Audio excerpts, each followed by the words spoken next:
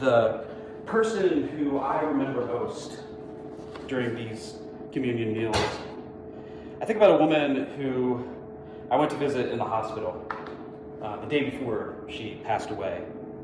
And she was very sick and barely able to breathe and barely able to speak.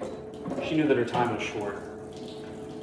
And I asked her if she would like communion before she left this world. And so she said yes, and I knew that I had to find communion for her. I had to find this sacred meal for her. And it was late in the afternoon at the hospital on a Sunday. It's actually our communion Sunday. And I was worried that I wouldn't be able to find anything. I got to the store in the hospital just before they closed, minutes before they closed.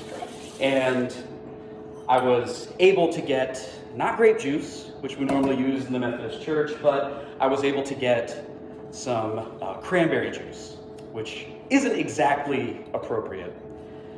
So I took the cranberry juice, and it just so happened that another person who was leaving at that time was a member of our church, and she had the communion bread from that morning.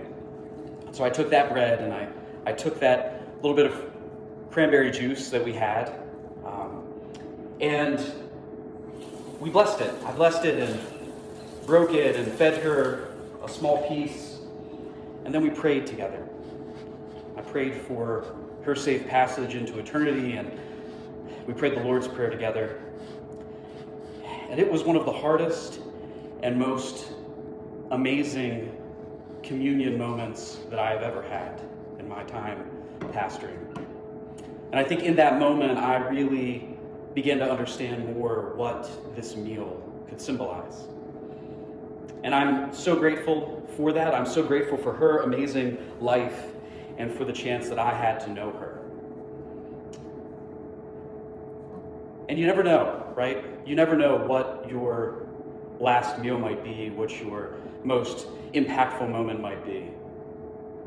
But I know that Jesus is always present at the communion table, that he is always there with us because he promises to be there with us. And I'm so grateful that we get to partake in this sacred meal together. And I hope that you'll join us for Easter as we celebrate communion together, and of course the incredible sacrifice Jesus has made for us. Be blessed.